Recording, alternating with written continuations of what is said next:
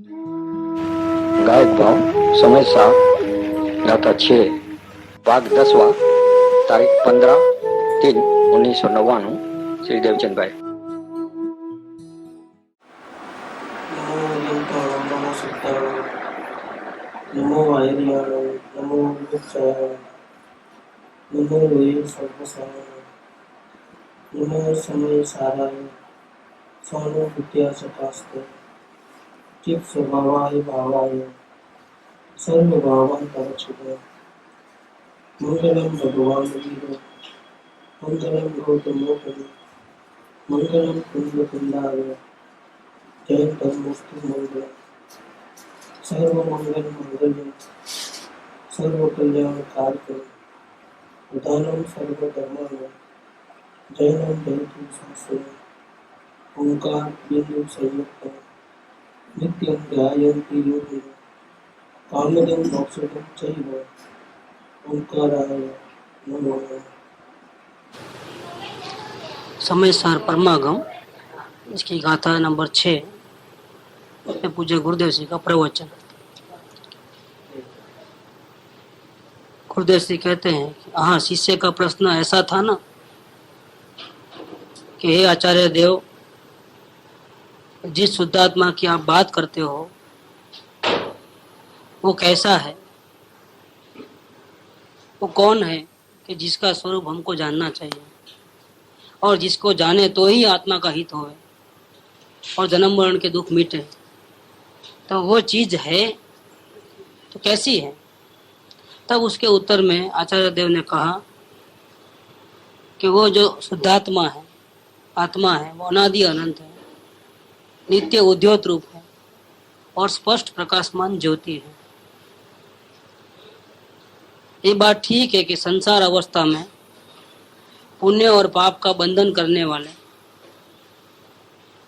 जो कई प्रकार के कषाय भाव है, शुभ अशुभ भाव है, वो उसकी अवस्था में होते हैं। ऐसा होने पर भी वो ज्ञायक परमात्मा जो जानने वाला है वो शुभ अशुभ भाव रूप से होता नहीं है। वस्तु है वो ज्ञायक भाव है, वो शुभ अशुभ भाव रूप से नहीं होती है। अगर वो शुभ अशुभ भाव रूप से होवे तो जड़ हो जावे, क्योंकि ज्ञायक भावमय वस्तु है वो ज्ञान रस रूप, ज्ञान प्रकाश स्वरूप है। जो मूल पदार्थ है वो ज्ञान रस रूप, ज्ञान प्रकाश स्वरूप है, जबकि शुभ अशुभ जो भाव है वो अचेतन है, अंधकार रूप है। अगर उसके जैसा अगर आत्मा हो जाए, आत्मा वास्तव में क्रोधी हो जाए, मानी हो जाए, कसाय वाला हो जाए, तो फिर आत्मा जड़ हो जाएगा। इसीलिए शुभ और अशुभ भाव रूप से ज्ञायक वस्तु होती नहीं है।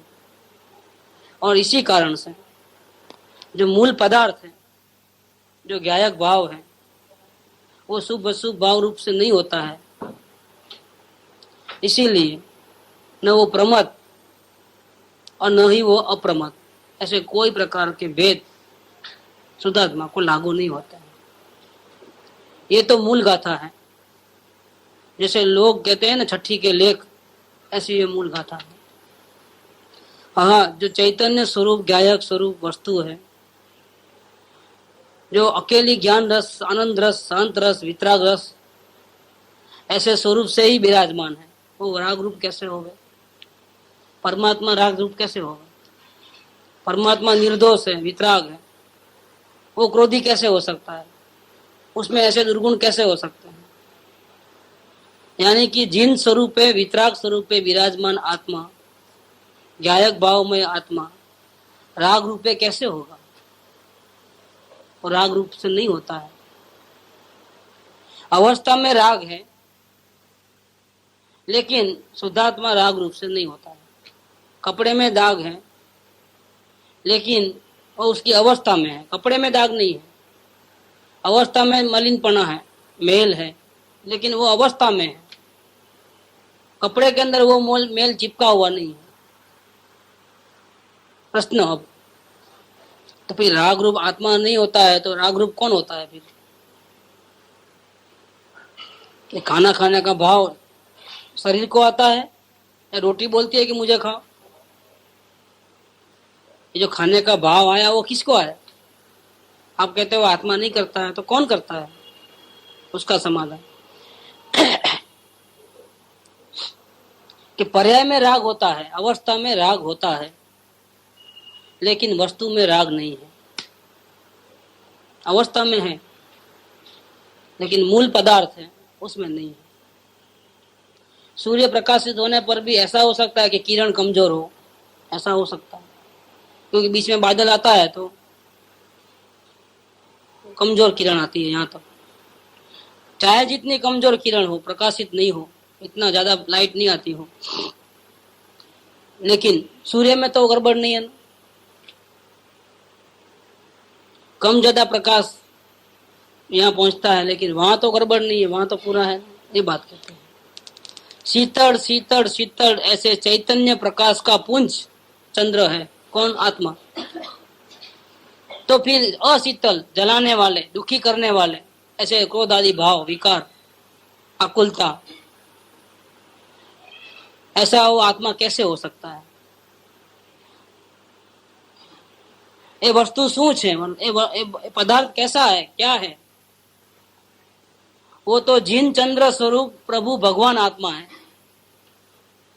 ચૈતન્યના રસથી ભરેલો પ્રભુ છે, માટે તે વસ્તુ સ્વભાવ ગાયક ભાવ અચેતન એવા એ શુભાશુભ પરિણામના ભાવ રૂપે કેમ થાય? તેથી આત્મા પ્રમત નથી, अप्रमत નથી। यहाँ तक तो आ गया, यहाँ तक बात चली। अब लास्ट लाइन चल रही है। अब लास्ट लाइन के ऊपर प्रवचन होगा गुरुदेव का, और लास्ट लाइन पे गुरुदेव का प्रवचन हो गए। इसके पहले हम लोग स्वयं टीका पढ़ करके उसका अर्थ करेंगे, पहले समझेंगे उसको मूल गाथा में, फिर बाद में प्रवचन क्या आता है वो देखेंगे। लास्ट लाइन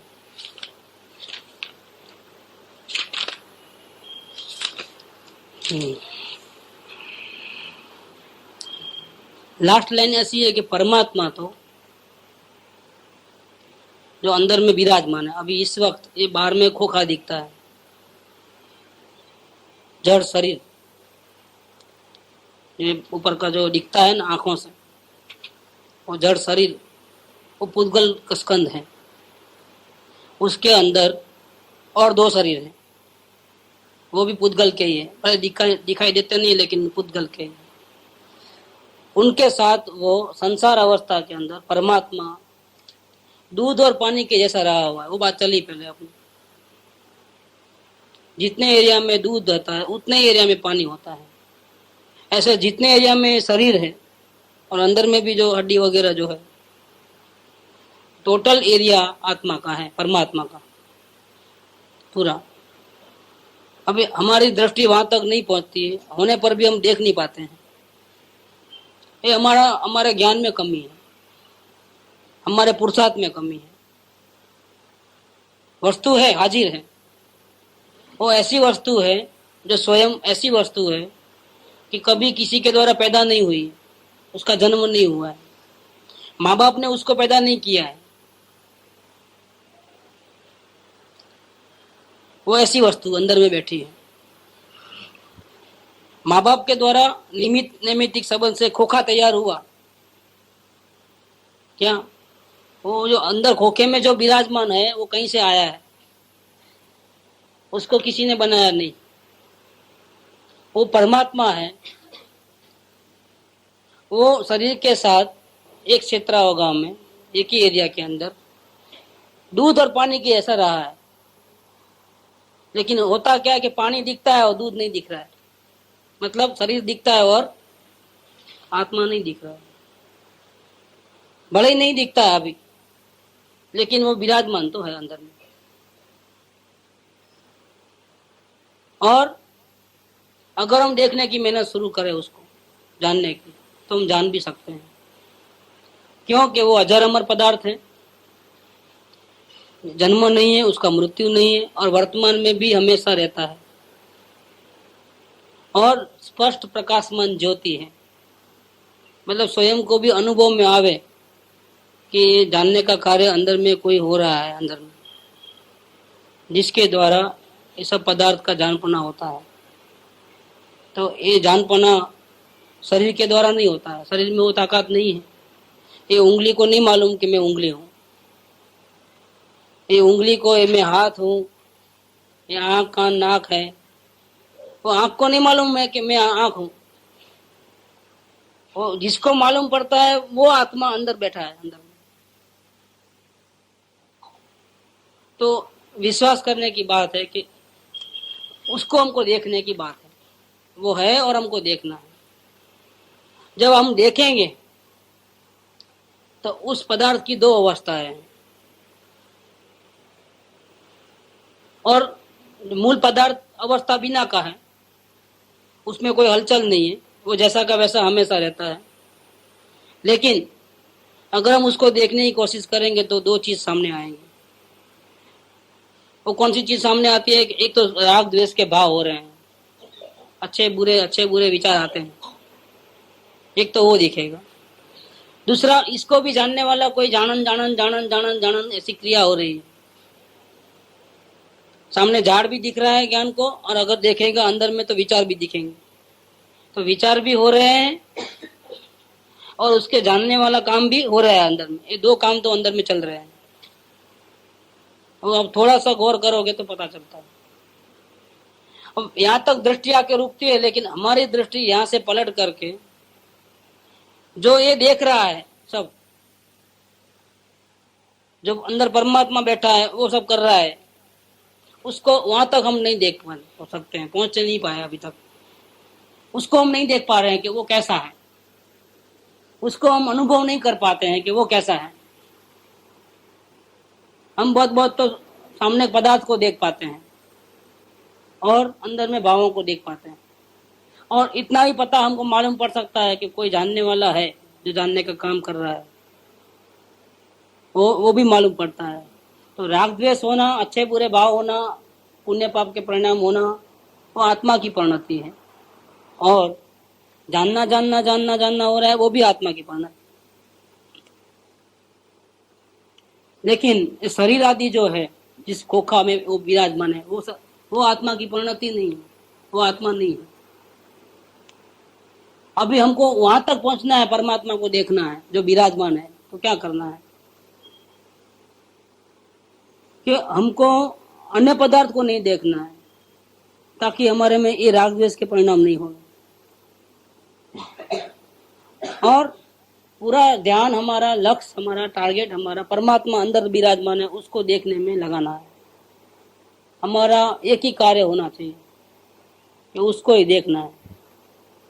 अगर ऐसा होगा तो धीरे धीरे हमारा जो जानने का जो परिणाम चल रहे हैं, जानने का जो कार्य हो रहा है, अगर हम टारगेट बनाएंगे कि मुझे तो परमात्मा को ही देखना है, तो दो चीज साथ में नहीं दिखती है।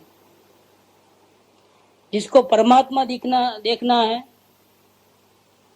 उसको बाहर से भी उसका ध्यान अपने आप हट जाएगा, अगर ये देखना है तो। क्योंकि दो काम साथ में नहीं हो सकते। अंदर परमात्मा को भी देखना है और बाहर में सुनना है, देखना है, चखना है, तो दो काम साथ में नहीं हो सकते। भले वापिस देखने के बाद आप कुछ भी कर लो, लेकिन पहले एक दफे देखने के लिए तो आपको कंप्लीट पलटना पड़ता है 100% में। जब आप टारगेट फिक्स करोगे तो क्या होगा कि आपका उपयोग जो है हट जाएगा। तो राग द्वेष के जो परिणाम पहले हो रहे थे वो होना बंद हो जाएंगे। वो आए और चले गए, लेकिन राग द्वेष को जानने वाला जो कार्य हो रहा था, जानना, वो राग द्वेष के वक्त भी मौजूद था और अभी भी मौजूद है। इसका मतलब ये हुआ कि आत्मा जो है, जो परमात्मा है, वो वास्तव में राग द्वेष नहीं करता है। वो उसका असली स्वभाव नहीं है, वो उसकी अवस्था में ही है, अंदर में नहीं है। अगर अंदर में होता तो चले क्यों जाते, उसको देखने को कोशिश करते ही। विचार बंद कैसे हो जाते, बंद जैसे हो जाते हैं, कोई विचार नहीं आता है, बहुत कम हो जाते हैं विचार, पंचायती कम हो जाती है। ऐसे कम होते होते जब देखने की घड़ी आती है, तब सारे के सारे विचार खत्म हो जाते हैं। इसका मतलब कि आत्मा को देखने से शुभ अशुभ भाव नहीं होते हैं। आत्मा पहले से ही शुभ अशुभ भाव बिना का है। उसको देखने से अच्छे बुरे भाव नहीं होंगे, उसको नहीं देखने से अच्छे बुरे भाव होते हैं और कर्म बंधन होता है। तो उसको देखने के लिए अंतर्मुख दृष्टि करके अगर हम टारगेट बनाए और कोशिश किए, अगर हम उसको देख सकते हैं। और देखते ही पता चलेगा कि राग द्वेष का परिणाम जो है आत्मा नहीं करता है, आत्मा सिर्फ जानने देखने वाला है, वो पता चलेगा। और वो जानने वाली परिणति अगर परमात्मा को देख लेगी तो पता चलता है उसको कि वो परिणाम मात्र से भिन्न है, वो पहले से ही शुद्ध है। इसलिए जब सम्मेलन होता है, आत्मा का अनुभूति होती है, तो अनुभव करने वाले जीव को ऐसा नहीं लगता है कि मुझे कुछ बाहर से कोई वस्तु मिली है, मेरे साथ बहुत कुछ हासिल हो गया, ऐसा नहीं लगता है। उसको ऐसा लगता है कि जो हमने चीज देखी वो तो मैं पहले से ही था, कि बाहर से थोड़ा कोई नया आया है, बाहर से कुछ भी नहीं आता है, जो स्वरूप था वो पहले से ही ऐसा का वैसा था। ये तो हमारी मूर्खता थी कि घर में ही सब कुछ भगवान होने पर भी, हम स्वयं भगवान होने पर भी हमने अब तक अपने आप को नहीं पहचान करके सुख शांति के लिए 5 इंद्रियों के विषयों में और दर दर भटक की, वो हमारी मूर्खता थी। जब अनुभूति होती है तो ऐसा होता है। उसको कोई आश्चर्य नहीं है कि कुछ बाहर से कोई कहीं से लड्डू मिल नहीं जाते हैं, और जो कुछ भी था शांति वगैरह वो अंदर अपने पास ऑलरेडी थी, कहीं लानी नहीं पड़ती है, उसको कोई साफ क्लीन करने की जरूरत नहीं है, उसमें कोई एडिशन करने की जरूरत नहीं। उस शांति को पाने के लिए किसी के सामने हाथ गिड़गिड़ाने की, भीख मांगने की जरूरत नहीं, न कोई क्रियाकांड की जरूरत है। वो इंटैक्ट एज इट इज, जो पहले था वैसा ही मौजूद है। वो परम शुद्ध पदार्थ है, जिन चंद्र भगवान स्वरूप है पहले से ही। हमने उसको नहीं देखा, वो हमारी गलती है। तो पहले से ही शुद्ध है, तो ऐसा जो अंतर्मुख दृष्टि करता है उसके लिए वो शुद्ध है।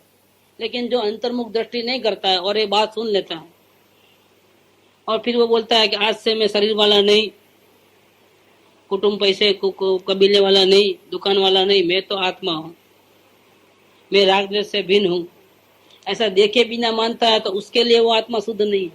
ये बात कहना चाहते हैं। तेज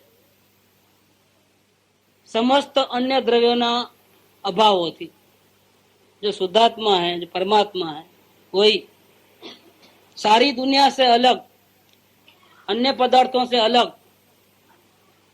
उसको अलग करके उसकी उपासना की जाए, मतलब उसको देखा जाए। उपासना करना माने क्या? उसको देखना मात्र। ऐसा करने से अनुभव करने वाले को, देखने वाले को वो ऐसा लगता है कि मैं त्रिकाल शुद्ध हूं। लेकिन जो इस प्रकार से उपासना नहीं करता है, उसको वो अधिकार नहीं है कि वो आत्मा को मैं शुद्ध हूं ऐसा बोले। वो आत्मा भले ही शुद्ध है, लेकिन उसकी दृष्टि में तो गड़बड़ वाला ही आत्मा है। इसीलिए मैं शुद्ध हूं, राग द्वेष से भिन्न हूं, ऐसा बोलने मात्र से शांति नहीं मिलती है। मैं शुद्ध हूं, शरीर आदि से भिन्न हूं, ऐसा देखने से, अनुभव करने से शांति मिलती है। और तब शांति मिले तब समझना कि आत्मा शुद्ध है। जब तक आप शुद्ध, वो है ही शुद्ध ही है, लेकिन आपके लिए तो वो बेकार है, क्योंकि आप देखते नहीं हो। बैंक में करोड़ रुपया पड़ा है, लेकिन जब तक चेक नहीं डालते हो, साइन करते हो, तब तक वो आपके काम में नहीं आते हैं। बैंक वाला ही काम करते हैं, आपके काम में नहीं आते हैं। ऐसे आप भगवान हो, लेकिन भगवान हो तो उसका फायदा कब मिलेगा? भगवान को देखने से शांति मिलती है, वो कब मिलेगी? हम अगर भगवान है तो कितनी शांति होनी चाहिए, राग द्वेष नहीं होना चाहिए। लेकिन वो कब? देखने से। नहीं देखोगे तो भगवान आपके लिए फकीर जैसा है, आपकी नजर में वो कमाल है।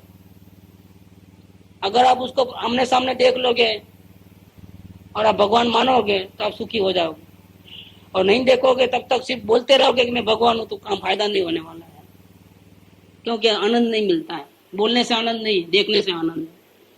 ये मार्ग देखने का है। चिंतन मनन बोलन बोलन करना, रटन करना, स्मरण करना कि मैं भगवान हूँ, मैं भगवान हूँ, मैं राग द्वेष बिना का हूँ, शरीर बिना का हूँ, फायदा होने वाला नहीं। वो बात ये चौथी लाइन है टीका की, उसके ऊपर भी प्रवचन करेंगे। હવે છેલ્લી એક મુદ્દાની લીટી રહી છે। પ્રશ્ન, ज्ञायक भाव को शुद्ध क्यों कहा? जो शुभ अशुभ भाव रूप से कभी होती ही नहीं है, ऐसी चीज को आप शुद्ध क्यों कहते हो? समाधान, क्योंकि शुद्ध को शुद्ध कहने की जरूरत नहीं है। जो कभी जेल में गया नहीं है उसको हम ऐसा नहीं बोल सकते कि कब छूट के आए, ऐसा बोल सकते हैं? जो जिसने कभी चोरी नहीं की है उसको हम ऐसा नहीं बोल सकते कि वो चोरी नहीं करता है। वहां वर्ड की कोई जरूरत नहीं है, जरूरत नहीं है। अब प्योर है ही, अब बोलेंगे क्या? देखो, कश्मीर हमारा है, बोलना पड़ता है। आंध्र प्रदेश हमारा है, क्यों नहीं बोलना पड़ता? चलो ले, आंध्र प्रदेश हमारा है, वो हम चिल्ला चिल्ला के बोलने की जरूरत नहीं है। और कश्मीर हमारा है, और रोज रिकॉर्ड बजती है दिल्ली से पूरे दुनिया में, क्योंकि सामने वाला रोज रिकॉर्ड बजा रहा है कि कश्मीर हमारा है। यहाँ गड़बड़ है, डाउट है यहाँ पर, यहाँ डाउट ही नहीं है। प्रश्न ये कहा है इधर फोर्थ लाइन के अंदर कि जब आप कहते हो कि आत्मा परम पवित्र शुद्धि है, तो बोलने की क्या जरूरत है कि शुद्ध है, शुद्ध है, शुद्ध है तो है, बस खत्म। शुद्ध क्यों कहते हो आप? क्या जरूरत है बोलने की? आपको क्या प्रूफ करें आपको कि कोई मांगता है प्रूफ कि शुद्ध है क्या अशुद्ध है, ऐसा कोई बोलता है? फिर आप अपना बड़ा चढ़ा के क्यों बोलते हो कि शुद्ध है, शुद्ध है, शुद्ध है, शुद्ध है? इसका मतलब दाल में कुछ काला है क्या? मैं सही बोल रहा हूं, मैं सही बोल रहा हूं, दाल में काला है क्या? ये डाउट क्रिएट हो गया है यहाँ पर। नहीं तो बोलने की जरूरत नहीं है, आप बिल्कुल करेक्ट हो, करने की जरूरत नहीं। नहीं, मैंने कुछ भी नहीं किया है, अब जरूर गड़बड़ है कुछ, या किया है या आरोप आ गया है आपके ऊपर। दो में से एक बात है, या तो आपने सचमुच में कुछ गड़बड़ की है, तब भी आप गला फाड़ फाड़ के बोलते हो कि मैंने कुछ भी नहीं किया है, या फिर दूसरा एक प्रॉब्लम हुआ है कि आपके ऊपर आरोप किया गया है कि तुम गड़बड़ करने वाले हो, आपके ऊपर झूठा आरोप लगाया गया है, तब आप बोलते हो भाई मैंने कुछ नहीं किया। अब यहाँ पर क्या हुआ है, गुरुदेव को प्रश्न किया गया कि आचार्य देव ने आत्मा शुद्ध है ऐसा बोलने की जरूरत क्या पड़ी आचार्य देव? आत्मा बोलते खत्म, शुद्ध है ये क्यों, पवित्र है ऐसा क्यों? अब उसका समाधान है, वो तो शुद्ध ही है।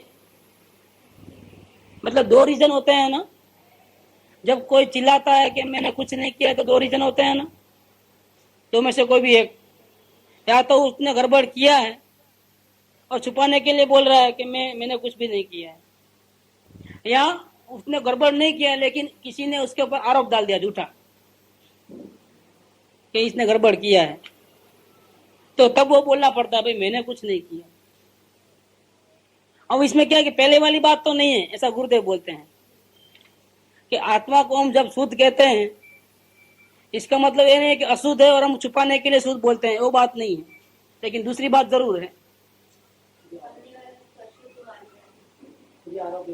हाँ, दूसरी बात जरूर है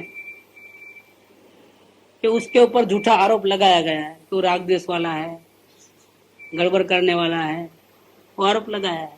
किसने लगाया? किसने लगाया? गाली किसने दी? अपने भगवान को गाली किसने दी? इसीलिए बोलना पड़ता है, चिल्लाना पड़ता है कि भैया तू ऐसे नहीं हो। देखो, भगवान को समझाना पड़ता है कि तुम अपने को भिखारी मत मानो, तुम अपने को भगवान मानो। ये क्या आश्चर्य की बात नहीं है? क्या आश्चर्य की बात नहीं है ऐसी? कैसा है, कैसा लगता है? तो भगवान को कहना पड़े कि भाई तुम क्यों अपने को भिखारी मानते हो, तुम तो भगवान हो। बस ये प्रॉब्लम आया इधर। प्रश्न, ज्ञायक भाव को आप शुद्ध क्यों कहते हो? जो जानने वाला है, जो वस्तु है, उसको शुद्ध क्यों कहते हो? जब वो शुभ अशुभ भाव रूप से परिणमन होता ही नहीं है उसका, वो सिर्फ जानने रूपी रहती है, तो फिर आपको क्या जरूरत थी कि आपने उसको शुद्ध कहा? उत्तर, वो तो शुद्ध ही है। ऐसा नहीं है कि वो अशुद्ध है और हम ऊपर से लीपापोती करके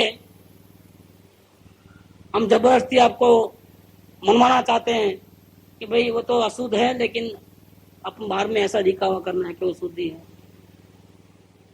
इसीलिए चिल्लाओ जोर जोर से कि आत्मा शुद्ध है, आत्मा शुद्ध है।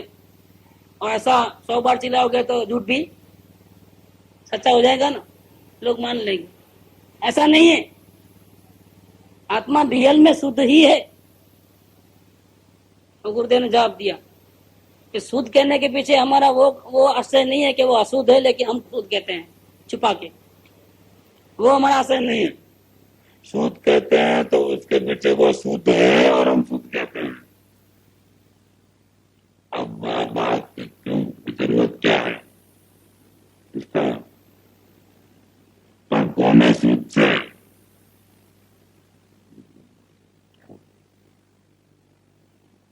किसकी नजर में वो शुद्ध है?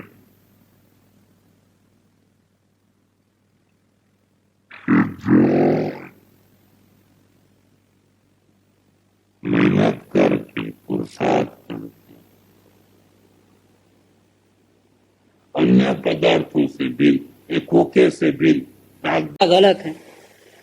तुम दुखी के दुखी रहोगे, तुमको सही तरीका बताते हैं। ऐसे श्री गुरु ने करुणा करके सही तरीका बताया।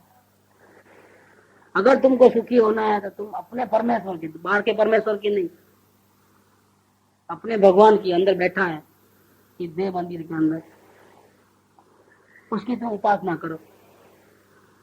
सारी दुनिया को भूल जाओ, प्रभु में इतने लीन हो जाओ, इतने डूब जाओ कि मुझे केवल प्रभु चाहिए और कुछ नहीं चाहिए। मुझे सिर्फ प्रभु को देखना है और किसी को नहीं देखना है।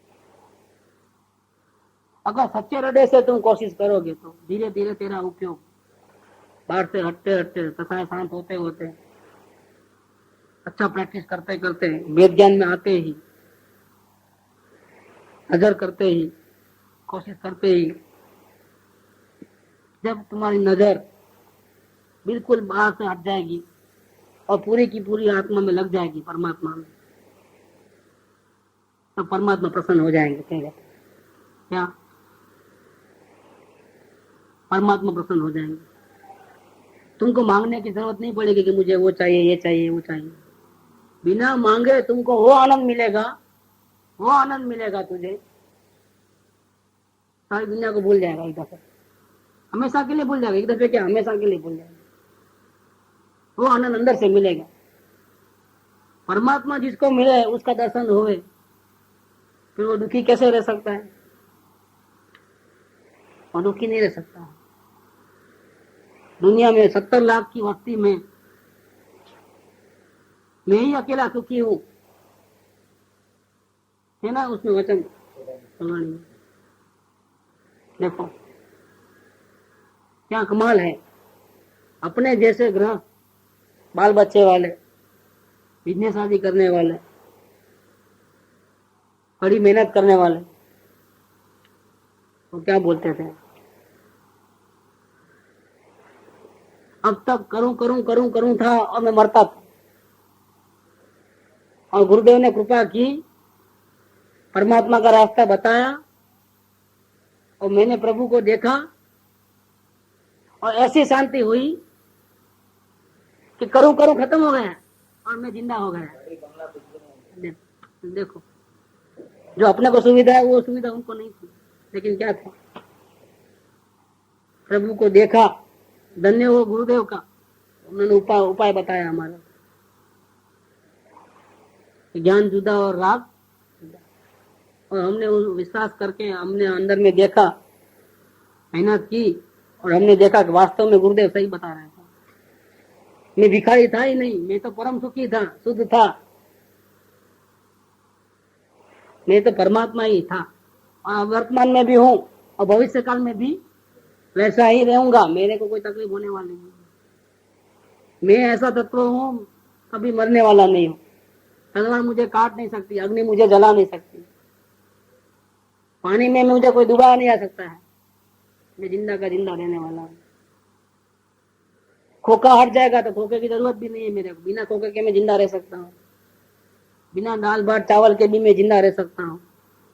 मैं मेरे ज्ञान आदि अनंत गुणों की ताकत से जिंदा रहता हूँ, दाल भात से जिंदा नहीं रहता हूँ। कितना पावर आ जाता है, कितनी शांति हो जाती है। वो बात कहते हैं कि ये भगवान आत्मा के ऊपर आरोप तुमने डाला है कि वो क्रोधी है, मानी है, पामर है। क्या इसीलिए कहना पड़ता है कि भैया तेरे लिए वो शुद्ध नहीं है। वो तो जो अंतर में गुरु पे वचन पे विश्वास करके सच्चे सुख की शांति में तलाश करते करते गुरु ने जो उपाय बताया वैसा अंतर्मुख में उपाय करता है, पुरुषार्थ करता है और परमात्मा को देखने की कोशिश करता है, और ऐसा करते करते पहुंच जाता है वहां तक और आमने सामने प्रत्यक्ष दर्शन कर लेता है, साक्षात्कार प्रभु का। तो उसको प्रभु कैसे नजर में आते हैं? परम शुद्ध नजर में आते हैं। राग द्वेष का अंश मात्र प्रभु में नहीं है। प्रभु केवल ज्ञान की प्रकाश की मूर्ति है, अनंत शक्ति से भरा पड़ी। प्रभु में कोई दोष नहीं है, परिणति में दोष है, प्रभु में दोष नहीं है। शुद्ध तो छे ज, પણ કોને? કે જે તેને અન્ય દ્રવ્યના ભાવથી ભિન્ન પણે, એટલે એનું લક્ષ્ય છોડીને તેને જાણવાનું સર્વતા બંધ કરીને, सबको जानने का बिल्कुल बंद करके सबसे भिन्न अपने प्रभु की उपासना करे, सारी दुनिया का लक्ष्य छोड़े और प्रभु का लक्ष्य करे, तब विकार का लक्ष्य भी साथ में छूट जाता है। ऐसा मार्ग है। यहाँ अन्य द्रव्यों का भावों का अर्थ कर्म और कर्मों के रस आदि नहीं लेना, लेकिन अन्य द्रव्यों का भाव माने उसको देखने से अपने में जो राग आदि भाव होते हैं वो लेना है। जब हमने सारी दुनिया को देखना बंद किया तो हमारे को जो राग द्वेष होते थे, जो विकार होता था, उसको बंद करने की जरूरत नहीं पड़ी। क्रोधादि भाव अपने आप बंद हो गए। मोक्ष मार्ग प्रकाशक में अन्य द्रव्यों का भावों का अर्थ पारदर्शी किया है। पंडित श्री तोलमल जी ने भी वही अर्थ किया है। हर ज्ञानियों की बात करने की स्टाइल अलग अलग होती है। दूसरे पंडित ने वहां दूसरा अर्थ किया है, लेकिन यहाँ गुरुदेव ने विशेष अर्थ किया कि परदेव को जानने का बंद करने से विकार का लक्ष्य छूट जाता है। माने क्या कि परदेव को जानने का बंद होने से राग द्वेष ही नहीं हुआ, अपना राग द्वेष नहीं हुआ, इसलिए वो लक्ष्य छूट जाता है। ये बात लिया गुरुदेव ने, ऐसा अर्थ लिया। ज्ञायक भाव में आत्मा है वो तो त्रिकाल शुद्ध ही है, लेकिन जो जीव अन्य द्रव्य के भावों का लक्ष्य छोड़ करके, अन्य द्रव्यों को देखने से जो अपने में भाव होते थे उसका लक्ष्य छोड़ करके, क्रोधादि भावों का लक्ष्य छोड़ करके स्वद्रव्य की पर्याय में उसका सेवन करता है, जो जानने वाला उपयोग है उससे उसका सेवन करता है। किसका? परमात्मा का। मतलब जानने वाली जो परिणति जो पहले दूसरों को देखती थी, फिर राग द्वेष के भावों को देखती थी, वो सबको देखना बंद करके अपने प्रभु को देखने की चालू करती है, तो प्रभु की उपासना करती है। तब उसको ऐसा लगता है प्रभु में कोई दोष नहीं है, तो उसके लिए क्या है? वो शुद्ध द्रव्य है। इसका अर्थ ये हुआ कि अन्य द्रव्य के भावों से, मतलब अपने क्रोधादि भावों से, अन्य द्रव्य माने अन्य द्रव्य की पुद्गल की पर्याय नहीं, उसके निमित्त से जो अपने में जो अच्छा बुरा भाव होते थे उसका लक्ष्य छोड़ने से अपने स्वरूप की उपासना होती है, परमात्मा की उपासना होती है। इसीलिए विकार का लक्ष्य भी साथ में छूट गया। इस प्रकार से मूल दर्शन शुद्धि की ये व्याख्या है। दर्शन शुद्धि की ये व्याख्या, दर्शन शुद्ध हो गया। दर्शन शुद्धि माने क्या? कि दर्शन शुद्ध हुआ। शुद्ध हुआ मतलब क्या? कि जीव ने अपने जानने वाली परिणति में राग द्वेष होने पर भी राग द्वेष को नहीं देखा, और राग द्वेष होने पर भी उसने किसको देखा? जानने वाली परिणति को भी नहीं देखा। तो जानने वाली परिणति ने जो पहले राग द्वेष को देखती थी, अपने को देखती थी कि मैं जानने वाली हूं, उस जानने वाली परिणति ने किसको देखना शुरू कर दिया? अंदर में जो परमात्मा बैठा है उसको देखना शुरू कर दिया। तो अन्य द्रव्य के भावों का लक्ष्य छूटा, मतलब क्रोधादि भावों से उपयोग हटा, तो क्या हुआ? तो वो जानने वाली परिणति जिसमें हम अवलोकन करते थे और रागादि भावों को देखते थे, उसने रागादि भावों का लक्ष्य छोड़ करके जैसा छोड़ा तो कहां गया? उपयोग। उपयोग कहां गया? पहले तीन पदार्थ हैं। देखो, एक किताब, किताब को देखते ही ये अच्छी है ऐसा हमारा भाव, और परमात्मा, तीन चीजें हैं। हर बार देख लो, सामने घड़ियाल, घड़ियाल में देखते ही हाँ चल रही है ऐसा भाव, और अपना परमात्मा। और जानने वाला जो उपयोग है, घूमता है ना जिसको बोलते हैं, वो चाहे तो घड़ियाल को देखे, चाहे तो ये चल रही है ऐसा भाव हो रहा है उसको देखे, और चाहे तो परमात्मा को देखे। और अपने हाथ में है क्या करना है। अगर हमको शांति चाहिए हमेशा के लिए, किसको देखना है? घड़ियाल को नहीं देखना है। घड़ियाल को देखने से जो अच्छी चल रही है कि नहीं चल रही है ऐसा जो भाव है उसको नहीं देखना है। और किसको देखना है? परमात्मा को। ऐसे किसी ने गाली दी तो वो व्यक्ति वहां खड़ा है, वो व्यक्ति को देखना है, अपने को नक्की करना है। या फिर उसको गाली सुनते ही हमको गुस्सा आता है, तो गुस्से को देखना है, तो हमको नक्की करना है कि या फिर परमात्मा को देखना है। उस वक्त हमको किसको देखना है? अगर हम परमात्मा को देखने की कोशिश करेंगे, और कोशिश करते करते करते करते वहां तक पहुंच जाएंगे, आमने सामने हो जाएंगे और दिख जाएगा परमात्मा, तब हमको मालूम पड़ेगा कि परमात्मा वास्तव में शुद्ध है, उसमें कोई गड़बड़ नहीं है। मतलब मैं कोई गड़बड़ वाला आदमी नहीं हूं, मैं भगवान ही हूं। तब साथ में जो विकार होते थे उसका लक्ष्य भी छूट जाएगा। भगवान की उपासना करने से, भगवान की भक्ति करने से राग द्वेष होते ही नहीं, एक भी दोष उत्पन्न नहीं होते परिणति के अंदर। पहले भले होते थे लेकिन अभी नहीं होते हैं, परिणति बदल गई। पहले भगवान की उपासना नहीं करता था, अब भगवान की उपासना करता है। और भगवान की उपासना करने वाला भगत होता है, और रागी द्वेषी क्रोधी मानी लोभी नहीं होता है, वो भी शुद्ध हो जाता है, और लूचा लफंगा नहीं रहता है, फिर बिल्कुल क्लियर हो जाता है मामला, क्योंकि उसने भगवान की उपासना की। अगर इस भगवान की उपासना नहीं करके अगर बाहर वाले कोई भगवान की उपासना करेगा, सारी जिंदगी बिता देगा, तो भी वो लूचा लफंगा रहेगा। समझे आप? क्योंकि असल भगवान अंदर बैठा है, सदात्म स्वरूप सर्वज्ञ देव परम गुरु। असल गुरु, असल देव ये अंदर है, इसकी उपासना करना है। इसके बदले कोई इसको भूल करके भगवान की पूजा करने गया मंदिर में, या गुरु के पांव पकड़ लिया, तो लूचा लफंगा ही रहने वाला है, समझ लेना।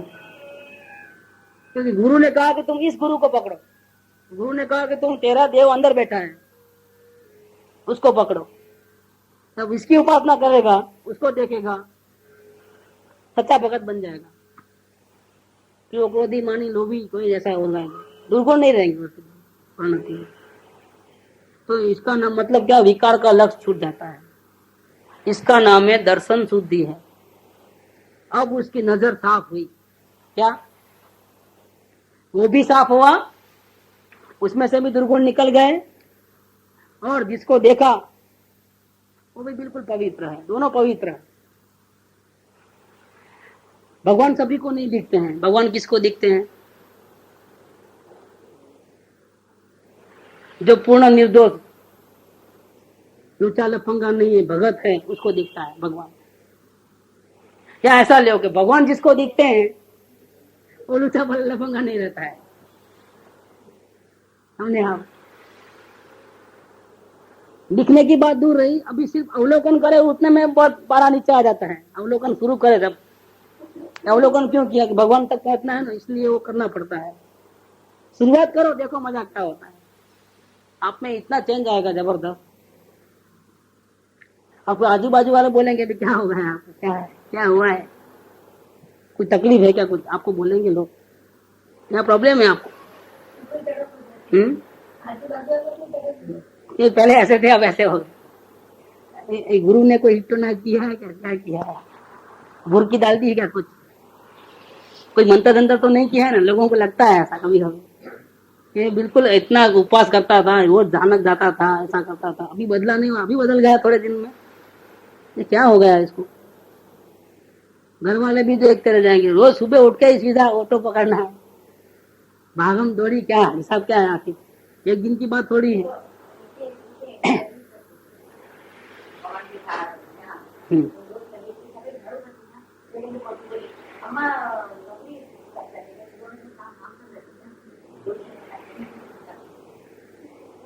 लोगों को पागलपन लगे क्या है, उनको अपन पागल लगे, अपने को वो पागल लगे, क्या नजर में कितना फर्क है। बहुत बड़े आश्चर्य की बात लगेगी, कुछ सुनता नहीं है क्या दूसरा कुछ। दुनिया में बहुत सी चीजें हैं देखने जैसी, सुनने जैसी, एक ही बात सुनना है, यही, दूसरा नहीं सुनना है कुछ। लेकिन जिसको इसका रंग लगता है ना अंदर से, वो सही में कट जाता है दुनिया से, और दुनिया में सिर्फ जी रहा है टाइम पास, बाकी उसको कहाँ रहना है, ऐसी दुनिया में कहाँ रहना है। आजू बाजू देखोगे तो कितनी गंदी दुनिया है, सांस लेना मुश्किल है। वो लोगों को हमारे विचार मिलते नहीं है, बात बात में क्रॉसिंग है, कैसे रहेंगे उनके साथ अपन। लेकिन मजबूरी है, जब तक आयुष्य पूरा नहीं होवे और कर्जा नहीं चुकाया तब तक रहना है, बाकी रहने का कोई दिल नहीं है, कोई भाव ही नहीं है रहने का। हाँ, मूल रकम छे ये पवित्र ने शुद्ध रूप गायक छे। परमात्मा तो मूल है, पदार्थ है, व्याज नहीं है, वो परिणति नहीं है, वो असल चीज है, असल रकम है, पवित्र है, शुद्ध रूप गायक है। अर्थात छे तो छे, है वो तो है ही, लेकिन वो है और इतना निर्दोष है, इतना पवित्र है, और किसको ख्याल में आएगा, जो देखेगा। बाकी लोगों के लिए सिर्फ कथा वार्ता है, सुनेगा वो निकल जाएगा ऊपर, सुनेगा वो ऊपर से निकल जाएगा, और वो सुनेगा आत्मा भगवान है, शरीर से भिन्न है, और वापिस घर में जाते ही क्या गड़बड़ चालू। यहाँ बैठे बैठे ही ऐसा मानता है कि मैं शरीर वाला हूँ। देखो अभी यहाँ कमर दुखने लगी है, यहाँ बैठे बैठे ही भगवान की बात सुनते सुनते कमर का याद आता है कि दुख रही है। अरे कमर तेरी कहाँ है, यहाँ सुनता है और यहाँ उल्टा चल रहा है। देखो यहाँ का यही, यहाँ सुन रहा है कि भगवान है और दुकान जाना है। किसकी दुकान, देखो नहीं करता है, विश्वास नहीं आता है। वो उस भगवान, जिस भगवान की बात चल रही है, वो असल में मेरी बात चल रही है, मेरे भगवान की बात चल रही है। ऐसा जिसकी बात कर रहे हैं वैसा भगवान मैं स्वयं हूँ, और अभी एक खोखे में विराजमान हूँ, और इतनी महिमा कर रहे हैं, वास्तव में मेरी महिमा कर रहे हैं, और मुझे वहां उसको देखना है। ऐसा करके लक्ष्य अंदर में जाए और देखे तो शांति होगी, तो परमात्मा प्रसन्न हो जाएंगे। फिर कोई हमेशा के लिए दुख दर्द नहीं रहेगा, हमेशा छुट्टी हो जाएगी, हमेशा की, रोज की झंझट ही नहीं, न जन्म न मरण, कुछ नहीं। छे कोने ख्याल में आवे, छे कोने प्रतीत में आवे, छे નું જ્ઞાન કોને થાય કે જે અન્ય દ્રવ્ય અને અન્ય દ્રવ્યના ભાવનું લક્ષ છોડે તરત। परमात्मा किसको नजर में आएंगे, तो दूसरों को देखना बंद करे, दूसरे को देखने से जो राग द्वेष के भाव होते थे उसको भी देखना बंद करे, अर्थात अन्य द्रव्य के भाव में जो ये मैं हूं ऐसा अपने को स्वीकार करता है कि देखो राग हुआ ना, ये मेरे को हुआ, देखो ऐसा। तो अन्य द्रव्य के भाव में जो अस्तित्वपने का जोर है, राग को अपना माना है, उसको छोड़े और अन्य द्रव्य के भाव से लक्ष्य छूटा એટલે તેની पर्याय जानना जाने काम चालू है। जानना कोई बंद नहीं हुआ, आपने उसको जानना बंद कर लिया तो जानना बंद हो गया। आप कुर्सी को जानना बंद कर दे, जानना बंद हो जाएगा। ऐसा करते करते सारी दुनिया को जानना बंद कर दोगे, जानना बंद हो जाएगा? नहीं, जानना चालू रहेगा, लेकिन जानने का सब्जेक्ट बदल जाएगा। वही जानने वाली परिणति के अंदर जो आप दूसरे को देखते थे, वो देखना बंद होते ही आप ऑटोमेटिकली किसको देखना चालू कर दोगे? अपने परमात्मा। अन्य द्रव्यना भावથી लक्ष्य छूट्યું, जानना छूटा, तो उसकी परिणति मतलब जानने वाली उपयोग वो अंतर में चैतन्यमय ज्ञायक भाव के तरफ ही गई। और कहाँ जाएगी? और जाएगी किधर? और कहाँ स्थान है? सबको देखना बंद किया तो देखना चालू है तो किसको देखे? फिर अपने को देखे। और कहाँ जाएगी? ऑटोमेटिक। और उस पर्याय ने, उस जानने वाली दशा ने परमात्मा का सेवन किया, मतलब देखा, उपासना की। जे वर्तमान ज्ञान ने श्रद्धानी पर्याय छे તે પર્યાયે પરનું લક્ષ્ય છોડીને સ્વચૈતન્યના જ્ઞાયક ભાવનું જ્યાં લક્ષ્ય કર્યું ત્યાં તે પર્યાયમાં શુદ્ધતાનું સેવન થયું। એટલે કે શુદ્ધતામાં એકાગ્રતા થઈ, અને એકાગ્રતા થઈ ત્યારે એમાં જણાવ્યું કે ભગવાન શુદ્ધ છે, હું પોતે શુદ્ધ છું।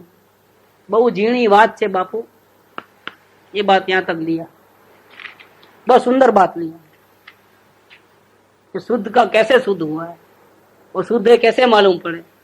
इतनी शरत है, दूसरों को नहीं देखना और अपने क्रोधादि भावों को भी नहीं देखना।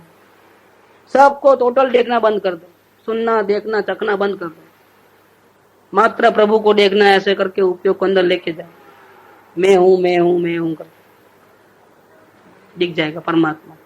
तब मालूम पड़ेगा कि मैं शुद्ध हूं। इसके पहले आपको मालूम नहीं पड़ेगा कि शुद्ध है कि नहीं। यहाँ तक लेंगे, बाकी तो कल लेंगे। सुख धाम अनंत सुसंत चही, दिन रात रहे तद ध्यान मही। प्रशांति अनंत सुधामय जे, प्रणमो पद तेवर तेजयते। प्रणमो पद तेवर तेजयते, प्रणमो पद ते